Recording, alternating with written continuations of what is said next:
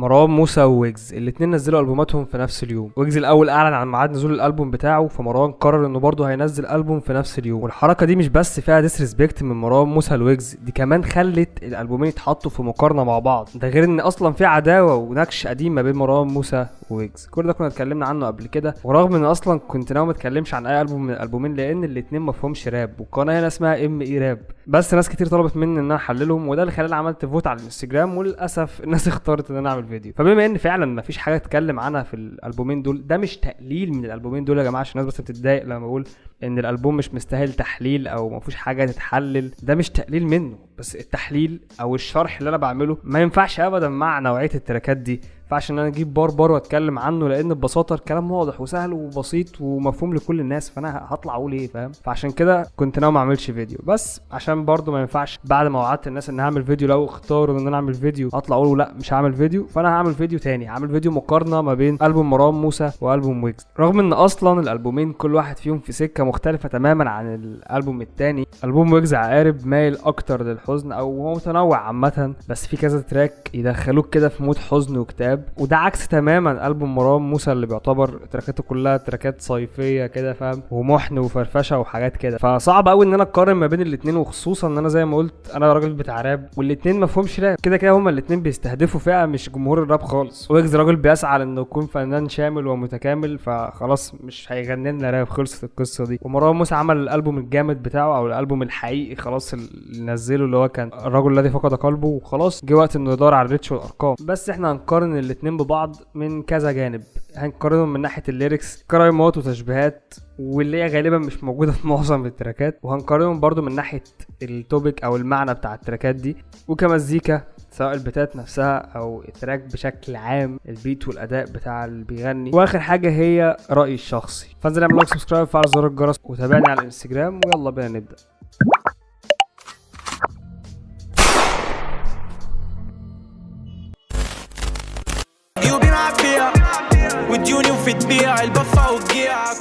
نبدأ بأول تراك لويجز، وهو تراك افتر بارتي. ده أول تراك حسب ترتيب اليوتيوب، وبالنسبة لي هو أول تراك حسب ترتيب الأجمد في الألبوم. لو كنت هحلل حاجة أصلا في ألبوم ويجز فهو التراك ده اللي أنا كنت هحلله، لأنه بجد جامد من كل الجوانب، من الأربع جوانب اللي احنا بنقارن ما بينهم، كليركس كتوبيك كمزيكا، وحتى رأيي الشخصي أنا عجبني التراك، فالتراك ده ياخد 4 من 4. تاني تراك معانا هو تراك غريبة مع زياد زازا. كمزيكا جامد أوي، تراك فاهم اشتغل في الحفلات، في اماكن السهر عموما، في العربيه، بس ما تسمعوش لوحدك. يعني حاسس ان هو حاجه غريبه قوي انك تسمع التراك ده كده لوحدك، ده احساسي بالنسبه للتراك ده. فعشان كده التراك ده تراك رايق وياخد 3 من 4، لان صراحه الرمات فيه ضعيفه. فكده ويجز معاه كام نقطه؟ معاه 7 نقط. خليك فاكر بقى عشان هنجمع في الاخر. دلوقتي نروح لمروان موسى وتراك ماتادور. ده التراك اللي الالبوم متسمى على اسمه، فطبيعي ان هو الهيت بتاع الالبوم. ده التراك اللي الالبوم كله بيماركت له، فلازم يكون قوي، ما تقنعنيش. فعامه هو كفنيات شغال جامد، رغم ان الرمات مش قوي بس ماشي. لكن كتوبيك هو عشوائي بشكل مش طبيعي، عشوائي بشكل يشتت، يحسسك انت مش عارف انت بتسمع ايه. رغم ان في تراكات كتير لمروان موسى بتبان انها عشوائيه، لكنها في الحقيقه جامده. حتى لو كل 4 بارات ما لهمش علاقه ببعض، او حتى كل بارين ما لهمش علاقه ببعض، بس كل بارين قائمين بذاتهم، ده مش موجود في التراك ده. بس عامه هو كمزيكا رايق، فاجمالا هديله 3. التراك اللي بعده هو تراك مطروش. التراك اللي نكش فيه ويجز ويانج تي. ككلمات هو جامد نوعا ما، يعني فاهم. خلي بالك انا كل الحاجات اللي اقول عليها جامده هنا انا بتكلم نسبيا. يعني ايه؟ يعني بالنسبه لالبوم مروان موسى ده والبوم ويجز ده برضه، فانا بقارن ما بين ال20 تراك دول بس، ما بتكلمش ان هو جامد قوي عامه. لو جامد قوي عامه هقول لك، وبرضه في فلوات جامده. فالتراك ده ياخد 4 من 4 الصراحه، يعني مش لاقي حاجه ما ادلوش فيها نقطه. وانا بجد والله العظيم مش بحاول ان انا اخلي الاثنين يتعادلوا او اسوي ما بين الاثنين، بس هي جت كده. نرجع تاني لويجز وتراك بيقولوا ما يقولوا. تراك فيه ميكس غريب، تحسه كليركس راب، يعني كان مكتوب لتراك راب، بس ويجز بعد كده غير رايه. فمن رايي ياخد 4 من 4، رغم ان حاسس ان الكورس كرينج الصراحه، بس ماشي. ونروح لرابع تراك معانا الويجز، وهو تراك دي تراك اللي يعني كرايمات مجاش حرفيا. والمشكله ان هو ما تفهمش ليه ضحى بالرايمات، يعني هل المعنى بتاع الكلام مهم قوي كده لدرجه انه يقوله حتى لو هيجي على حساب الرايمات؟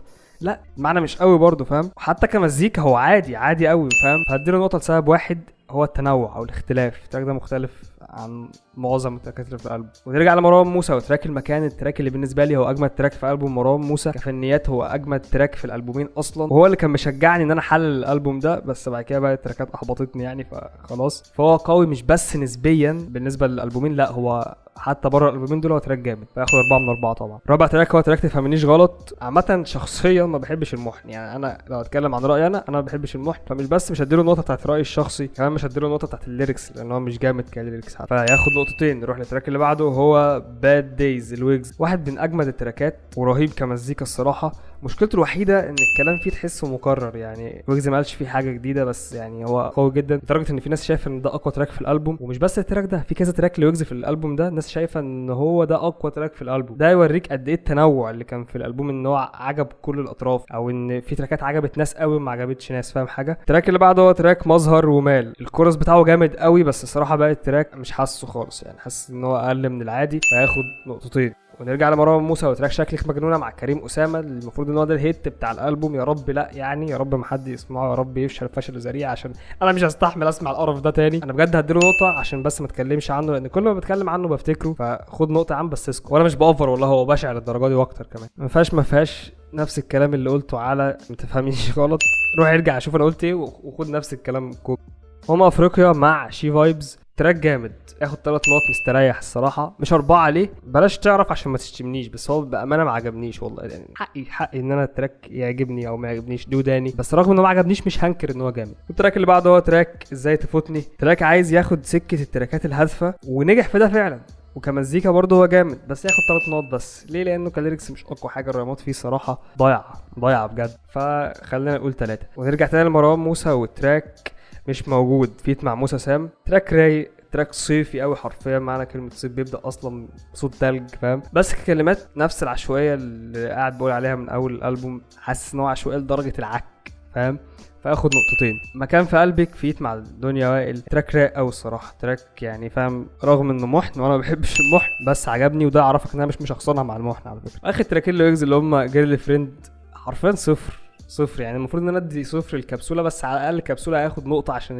ان هو في مزيكا، فاهم، في بيت جامد. لكن جيرل فريند هو اكتر تراك ما عجبنيش في حياتي الويجز، يعني فاهم، ده اسوأ تراك لويجز بالنسبه لي اصلا، فانا هشخصنها الصراحه مع التراك ده وهديله نقطه خلاص، مش صفر يعني، مش الدرجات. ونرجع تاني لمروان موسى وتراك لابوبو، تراك جامد قوي برده، مش بس نسبيا، لا جامد عامه، بس اللي مقوي التراك ده مع كامل احترام لمروان موسى هو بيسو. صدمه الصراحه انك حد ما تعرفوش تبص تلاقي ان هو عامل فيرس اجمد من فيرس مروان موسى، فرغم ان الكروس خالص يعني في وورد بلاي وفكرته زي الزفت الصراحه، بس ياخد نقطتين. واخر تراك معانا هو فاكر بس ناسي. تحس ان مروان موسى من كتر المحن اللي في الالبوم نسي يعمل تراكات حزينه ازاي، يعني خلاص اتعمل كل الالبوم تراكات فرفشه، فده جه ازاي معاهم ما تفهمش. ورغم ان مروان موسى في الحزن ما بيسميش، بيكئب اللي جابوك، بس هو مش في مود الحزن اصلا، فمش عارف يدخلك في المود ده، تحس اصلا ان الكلمات فين الحزن يا اسطى. فقبل ما اعلن النتيجه اقسم لكم بالله ان انا والله بجد الارقام دي حاططها كل تراك بتراكه، مش قاصد ان النتيجه تطلع لاي حد من الاثنين او متوجهه، فاللي كسب هو مروان موسى. كان نفسي صراحه ويجز يكسب عشان ما بانش انها متشخصنه، بس هي والله بجد مش متشخصنه، لان انا اصلا عجبني البوم ويجز اكتر. يعني لو هتكلم عن رايي الشخصي فانا ما اتضايقتش من اي تراك في البوم ويجز، حاسس ان كلهم ما بين تراكات جامده وما بين تراكات عاديه، عكس مروان موسى اللي البومه فيه تراكين جامدين وباقي الالبوم وحش، مش حتى عادي، لا هو وحش فعلا. زي ما قلت لكم ما بحبش المحن والجو بتاع الالبوم ده، فبالنسبه لي البوم ويجز اهون. وزي ما قلت كان في برضو كذا تراك جامد في البوم ويجز. بس دي النتيجه اللي طلعت. قولوا انتوا رايكم في الكومنتات ايه اكتر البوم عجبكم، وبس عشان لايك سبسكرايب تفعلوا زر الجرس بقى، انستجرام. اشوفكم في فيديو جديد، سلام.